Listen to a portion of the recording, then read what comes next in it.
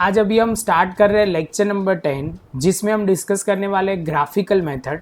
तो graphical method में आपको क्या ध्यान रखना है, इसके फ़ायदे क्या है, इसके ड्रॉबैक क्या है, वो हमें डिस्कस करना है। तो फर्स्ट ऑफ ऑल हम पढ़ना स्टार्ट करते और उसके बाद डिस्कस करना स्टार्ट करते। This is the easiest method of a find the trend. Trend ढूंढने के लिए सबसे आसान मेथड है, वो आप भी बोलोगे, देखोगे तब।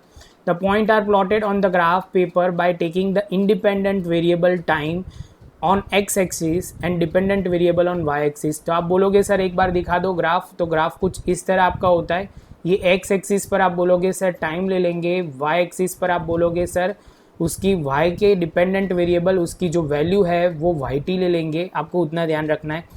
उसके बाद आप बोलोगे सर ये यहाँ से पॉइंट ज्वाइन करना शुरू करेंगे, जो भी पॉइंट होगा वो ज्वाइन करेंगे और उसके बाद स्मूथ कर्व ड्रॉ करेंगे। तो अभी पढ़ते हैं तो ज़्यादा क्लैरिटी आएगी। तो आप बोलोगे sir this point are joint their order by the line segment. Line segment से पहले पॉइंट रखेंगे और जॉइंट करेंगे। ये स्टेप में जो बोल रहा हूँ उसके सारे प्रैक्टिकल्स हम भी करवाऊँगा, लेकिन इसमें करवाऊँगा तो थियरी के साथ करवा रहा हूँ तो आपको क्लैरिटी ज़्यादा आएगी। This shows the variation in the value of variable. आप में वेरिएशन कितना आ रहा है वो आएगा, क्योंकि कहीं पे अप डाउन होगा, कुछ भी होगा, टोटल इंक्रीज होगा तो वो ऑब्वियसली वो वेरिएशन दिखेगा। उसके बाद आप क्या बोलोगे, the smooth curve is drawn through the middle of the point by personal judgement. ये पॉइंट को मैं बहुत अहमियत देता हूँ। यहाँ पर्सनल जजमेंट के हिसाब से मिडल पॉइंट में से कर्व थ्रू पास होना चाहिए। पास किस में से कर्व पास होना चाहिए, एक बार आपका बेसिक हो जाए, ओरिजिनल कर्व ड्रॉ हो जाए, उसके बाद जो आपको जो ट्रेंड फाइंड आउट करना है वो कर्व बोलेंगे। कर्व जो स्मूथ कर्व वो मिडल ऑफ द पॉइंट में से पर्सनल जजमेंट के हिसाब से आपको ड्रॉ करना है। आप बोलोगे सर आपका पर्सनल जजमेंट अलग होगा, आप बोलोगे सर मेरा जजमेंट अलग होगा। हाँ, ये अलग होता है, सही बात है, इसलिए तो बोला हुआ है कि पर्सनल जजमेंट से ही होता है। This curve shows the trend by ignoring the short term fluctuation in series. कौन सी सीरीज वो शॉर्ट टर्म फ्लक्चुएशन को कंसिडर नहीं करता, वो आपको ध्यान रखना है। ये एमसीक्यू और छोटे मार्क में आता है, 1 मार्क में, वो ध्यान रखना है। Future estimate are obtain by extending the curve draw. मतलब आपको दिया हुआ है उससे डेटा, आगे के डेटा, जैसे आपको 2010 के डेटा तक दिया हुआ है, आपका डेटा शुरू हो रहा है 2000 से शुरू हो रहा है और 2010 के बाद, तो आप बोलोगे सर 11 के डेटा को आप एस्टिमेट कर सकते हो, 12 को, 13 को, 14 को, 15 को, वो कर्व को एक्सटेंड करके आप उसके आगे के डेटा को एस्टिमेट कर सकते हो। बहुत ईजी मेथड है समझने के लिए। अभी इसके मेरिट और डीमेरिट्स क्या है तो वो पढ़ना शुरू करते हैं। तो आप बोलोगे sir merit and limitation of graphical method are as follow. First है, method is very easy understand to use. किसी को भी समझ में आ जाएगा, कोई भी उसका टॉपिक इसने नहीं पढ़ा है तो भी ये टॉपिक उसको समझ में आएगा। रीज़न क्या है, क्योंकि उनको क्या होता है खाली ग्राफ देख के एस्टिमेट करना है, तो ऑब्वियसली वो समझने में बहुत ईजी रहेगा और यूज़ करना भी बहुत ईजी है। सेम वे आगे बढ़ते, trend can be found without any mathematical formula and calculation. Calculation के बिना और कोई भी फॉर्मूला के बिना ये ग्राफ बनने वाला है, तो बहुत इजी है। ट्रेंड आप बहुत इजीली ढूंढ सकते हो। क्या ढूंढ सकते हो, ट्रेंड बहुत इजीली ढूंढ सकते हो without formula, mathematical formula and calculation. इसके बाद आगे चलते हैं। तो आप बोलोगे सर आगे क्या दिया हुआ है, तो आगे कुछ इस तरह है, this method can be use even if the trend is not linear. कोई भी मतलब लीनियर मतलब आप समझ लो कि कांस्टेंट डेटा इंक्रीज हो रहा है या डिक्रीज हो रहा है, ये मेथड आप यूज़ कर सकते हो। क्योंकि डेटा कैसा होता है कि लीनियर होता है तो इजी रहता है, लेकिन ये कोई भी फ्लक्चुएटिंग मेथड होगी तो भी ये डेटा के ग्राफ हम बना सकते हैं। और लास्ट में जो इम्पोर्टेंट है, the judgement about the type of curve is fitted for the obtaining trend can be given by this method. Judgement वो आप जैसे करोगे, लाइन ड्रॉ करोगे, उसके बाद आप जजमेंट इजीली कर सकते हो। आपको डेटा को प्लॉट करना है, प्लॉट करने के बाद आप अपना जजमेंट दे सकते हो। तो उसका ड्रॉबैक भी कुछ उसका लिमिटेशन के अराउंड ही घूम रहा है। अभी हम लिमिटेशन पढ़ रहे हैं। The possible that different people are draw different curve. जो मेन पॉइंट होगा, जब ग्राफ में मैं ड्रॉ करवाऊंगा तब भी आपको कहीं जगह पे क्वेश्चन मार्क आएगा, तब मैं यही डायलॉग बोलूँगा कि हर एक पर्सन अलग अलग ग्राफ ड्रॉ कर सकता है, क्योंकि इसमें कोई रूल नहीं है। पर्सनल जजमेंट के हिसाब से ही आपको ध्यान रखना है। ये पर्सनल जजमेंट बहुत इंपॉर्टेंट बात हुई। Hence the uniformity is not maintain in the trend and is estimate. मतलब ऐसा नहीं हो सकता कि आप भी बोलोगे सर 2012 में सेल्स हमारा 20 ही होगा, या आप कोई नहीं बोलोगे, कोई बोलेगा सर 25 होगा, कोई होगा 21, कोई बोलेगा 23। एस्टिमेट क्या होगा, परफेक्ट नहीं होगा और आगे का फ्यूचर एस्टिमेशन में ट्रेंड जो होगा वो हम परफेक्ट नहीं बोल सकते कि सर इतना होना चाहिए, या आप बोलोगे सर 25 पॉइंट जो हम लीस्ट स्क्वायर मेथड और मूविंग एवरेज में करते हैं वो नहीं होगा, इसमें थोड़ा एस्टिमेशन यूनिफॉर्म नहीं रहेगा, सेम नहीं रहेगा, वो कहने का मतलब है। और दूसरा पॉइंट इसमें ही कवर किया है कि different people have a different curve, हर एक के कर्व अलग अलग होंगे, वो कहने का मतलब है। The estimate can not be accurate as it is not a mathematical method, it is not a possible to know reliability and estimation. इसका मेन क्या है कि एक्यूरेट नहीं होगा, इसलिए आपको उसकी रिलायबिलिटी पे आपको भरोसा नहीं होगा, रिलायबिलिटी नहीं होगी तो वो मेथड इतनी परफेक्शन एस्टिमेट नहीं देगा। तो उसकी वजह से क्या होगा कि वो कहीं ना कहीं कन्फ्यूजन क्रिएट करेगा, क्योंकि हर एक लोग अलग अलग तरीके से इंटरप्रेट करेंगे तो एस्टिमेट प्रॉपर नहीं होगा। और ये कोई मैथमेटिकल मेथड नहीं है। मैथमेटिकल मेथड मतलब आप बोलोगे सर अभी आपने डिस्कस किया कि कोई फॉर्मूला नहीं है कि जो यूज़ करेंगे, इसकी वजह से ये मेथड का एस्टिमेट अलग अलग आएगा। यहाँ हुई हमारी बात ये मेरिट लिमिटेशन की, और उसके बाद अभी हम स्टार्ट कर रहे हैं रियल ग्राफ सॉल्व करेंगे। 2 सम सॉल्व करेंगे एक ही लेक्चर में, तो ध्यान से आप वीडियो देख लो, पूरा आपको कंफर्म क्लियर हो जाएगा। इसके साथ अभी ग्राफ शुरू कर, अभी हम स्टार्ट कर रहे हैं इलास्ट्रेशन नंबर 1, जिसमें आपको ग्राफ ड्रॉ करना है, लेकिन अब हम पढ़ेंगे क्या बोला हुआ है, कैसे करना है। The yearly production of a factory as follow, obtain the trend using the graphical method. Information दिया हुआ है ईयर 2006, 7, 8, 9, 10, 11, 12, 13, 14, 15 और प्रोडक्शन दिया हुआ है डिफरेंट ईयर के। तो फर्स्ट ऑफ ऑल हम क्या करेंगे, किसको क्या लिखना है वो अभी हम देखना स्टार्ट करेंगे। तभी आप बोलोगे सर अभी क्या आपने ये नीचे फिर से लिख दिया, तो मैंने खाली बस चेंज इतना ही किया हुआ है जो आपको समझना है। जो ईयर था उसको मैंने टी लिख दिया और प्रोडक्शन था वो उसको मैंने वाई टी ले लिया।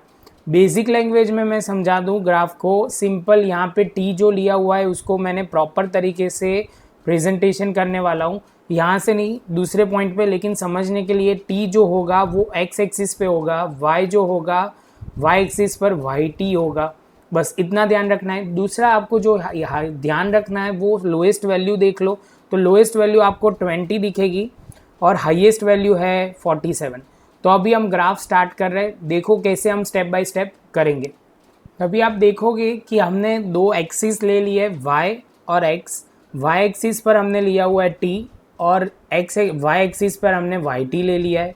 आप बोलोगे सर आपने यहाँ 1 से लेके 10 तक लिख दिया हुआ है, मेन पॉइंट आपको वो ध्यान रखना है। यहाँ हमने टाइम ले लिया, तो आप बोलोगे सर ये वाई एक्सिस पर आपने प्रोडक्शन ले लिया, आपने बोला था वैसे ही हमने 5 से डिफरेंस लेना शुरू किया है और 50 तक हम गए हुए हैं, क्योंकि हमने हाईएस्ट लोएस्ट वैल्यू हमारी क्लियर थी।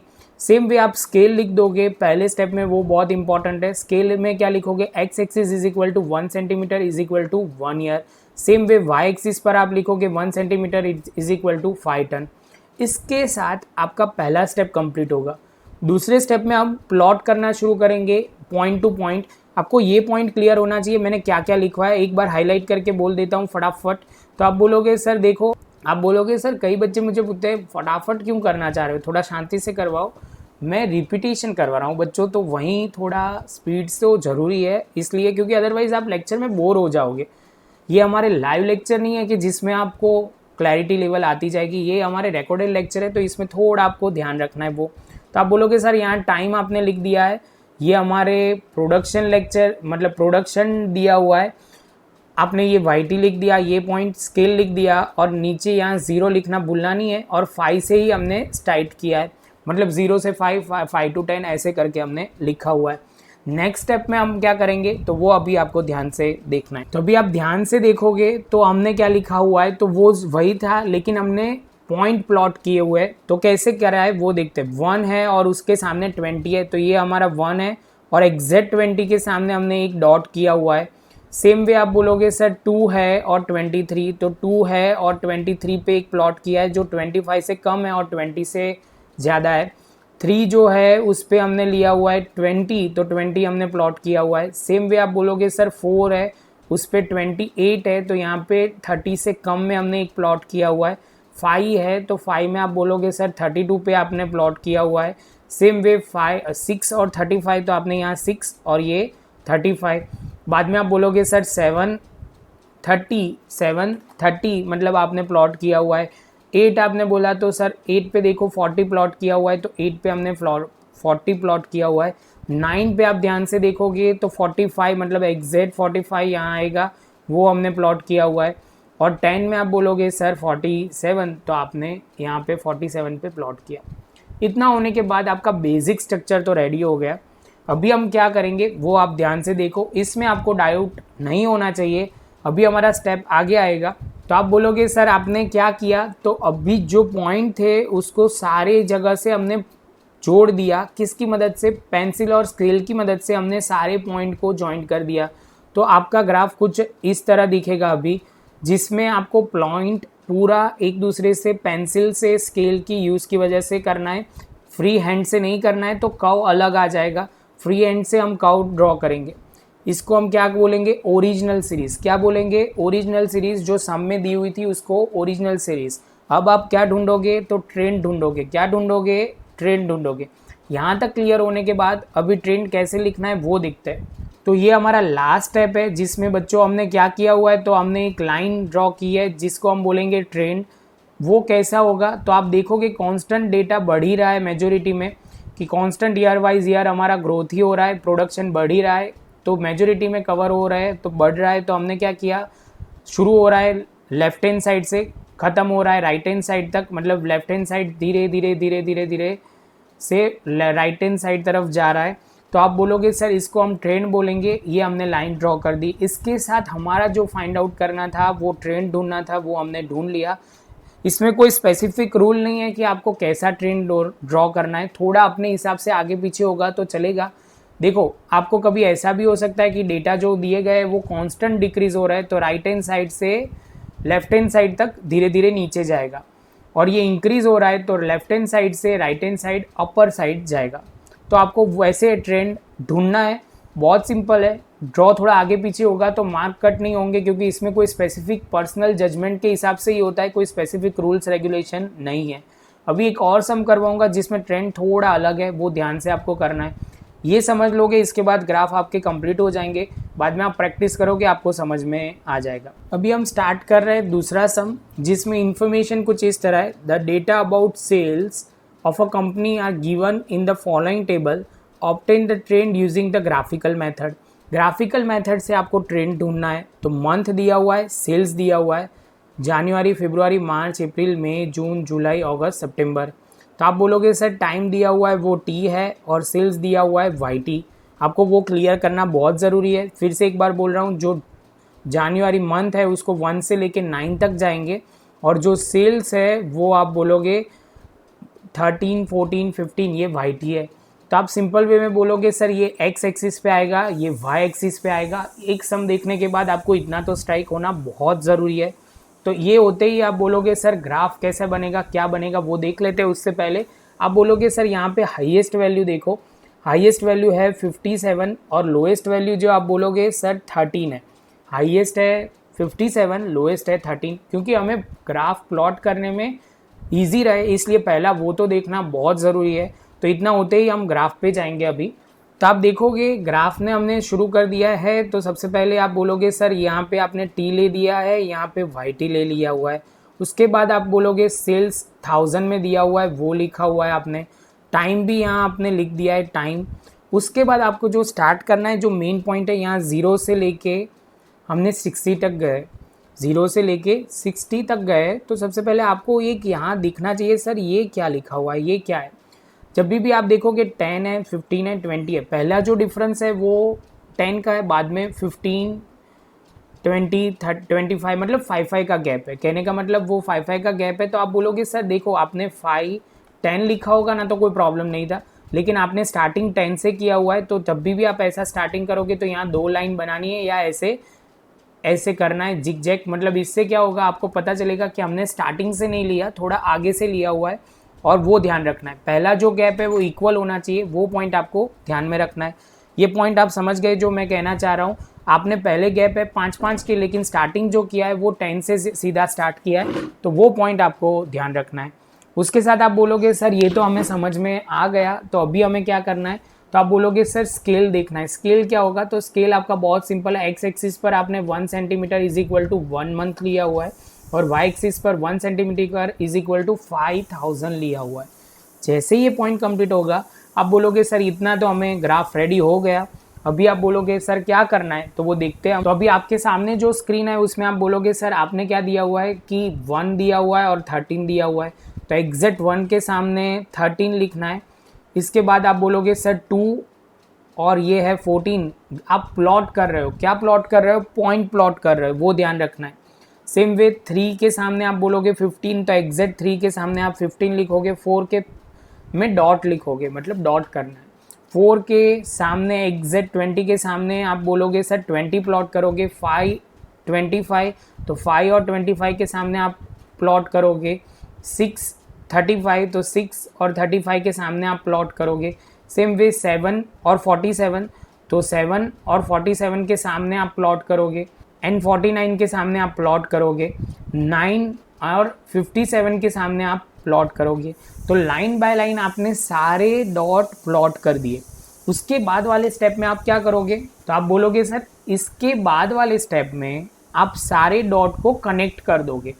तो सारे डॉट कनेक्ट करोगे तो कुछ इस तरह पेंसिल और स्केल की हेल्प की वजह से ऐसे कुछ प्लॉट आएगा। ये पॉइंटेड बनेगा। ध्यान क्या रखना है, ये ग्राफ आप जब भी ड्रॉ करोगे तो पॉइंटेड ग्राफ होगा। जब आप पेंसिल स्केल का यूज़ करोगे, जब आप फ्री हैंड करोगे तो वो कर्व बन जाएगा, जो अभी हम ढूंढने जा रहे हैं। तो ये आपको क्या बोलेंगे, तो आपको बोलना है कि सर ये हमारा कौन सा ग्राफ है, ओरिजिनल सीरीज़। क्या होगा, ओरिजिनल सीरीज़। और अभी हम क्या ढूंढेंगे, ट्रेंड ढूंढेंगे। तो वो लास्ट स्टेप हमारा होगा, वो ध्यान से देखिए।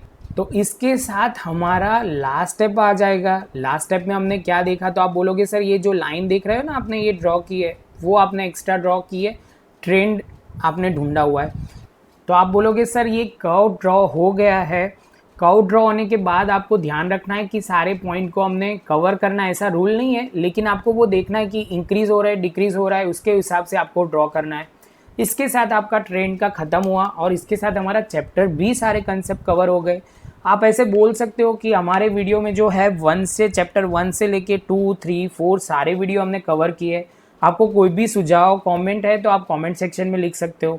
अभी हम जल्द ही चालू करेंगे सेकेंड पार्ट, तो मिलेंगे नए वीडियो में। और आपको ये वीडियो अच्छा लगा हो तो लाइक शेयर सब्सक्राइब ज़रूर कीजिए। मिलेंगे अब नए